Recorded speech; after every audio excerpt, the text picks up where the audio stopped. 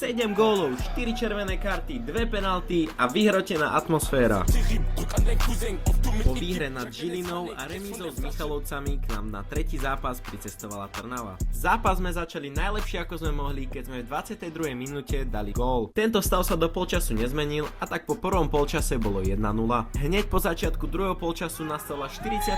minúta a kopali sme penaltu. Tu sme premenili a odskočili sme Trnave na 2-0. No Trnava sa nevzdala. No a po 10 minútach sme dostali prvý gól. Teda sa stav zápasu zmenil na 2-1. Ten však nevydržal dlho a v 64.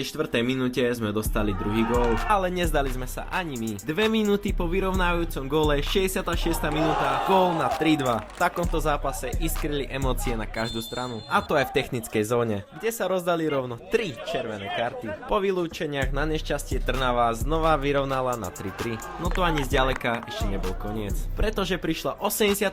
minúta a zrazu Trnava mohla ísť do vedenia vďaka pokutovému kopu. Ale vďaka nášmu fantastickému brankárovi, ktorý chytil penaltu, sa tak nestalo. Nepremenená penalta Trnavu vôbec neodradila a v 90. minúte najlepší strelec Trnavy trhol zápas na ich stranu. Napriek tesnej porážke v úplnom závere zápasu sme odohrali perfektný zápas s množstvom šancí, z ktorého sme si zaslúžili aspoň ten bod. Teraz nás však po prestávke čaká súboj s Duklou Banská Bystrica. Držme všetci palce, nech to dobre dopadne.